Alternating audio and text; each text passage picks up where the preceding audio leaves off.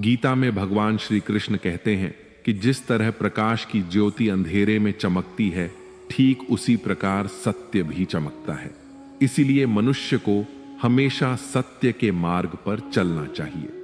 जिस मनुष्य के अंदर ज्ञान की कमी और ईश्वर में श्रद्धा नहीं होती, वह जीवन में कभी भी आनंद और सफलता को प्राप्त नहीं कर पाता।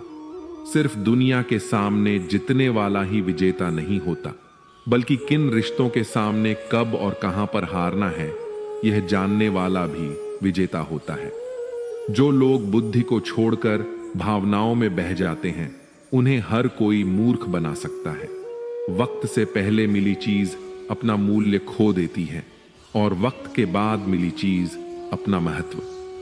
मनुष्य को अपने कर्मों से संभावित परिणाम, विजय या पराजय, लाभ या हानि, प्रसन्नता या दुख के बारे में सोचकर चिंता से ग्रसित नहीं होना चाहिए।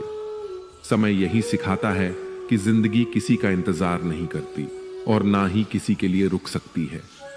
कई बार जीवन हमें ऐसे मोड़ पर लाकर खड़ा कर देता है जहां हम खुद को असहाय और हारे हुए महसूस करते हैं।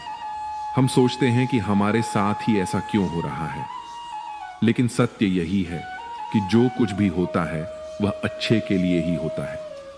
अगर कोई सपना टूटता है तो समझो कि नया सपना संजोने का समय आ गया है। अगर कोई रिश्ता छूटता है तो समझो कि नए और सच्चे रिश्ते की जगह बन रही है।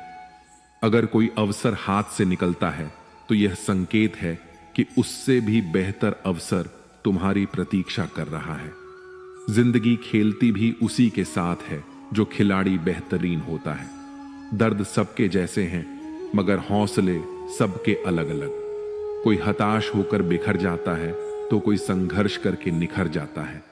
यदि आप अपनी गलतियों से कुछ सीखते हैं तो गलतियां सीढ़ियां हैं, और नहीं सीखते तो गलतियां सागर हैं। निर्णय आपका है, चढ़ना है या डूबना है।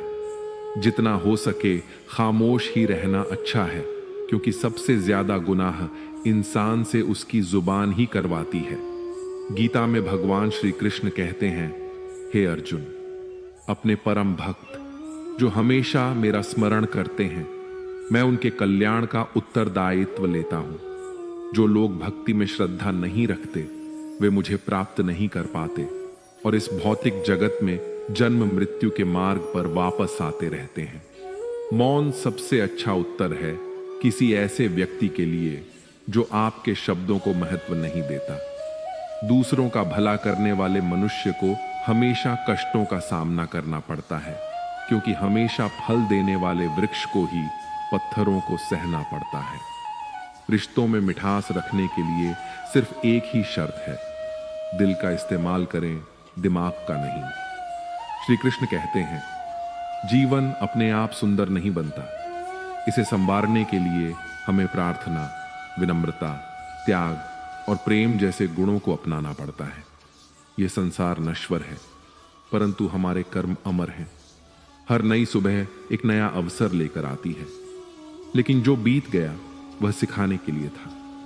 जो आने वाला है वह बीते हुए कल से बेहतर होगा।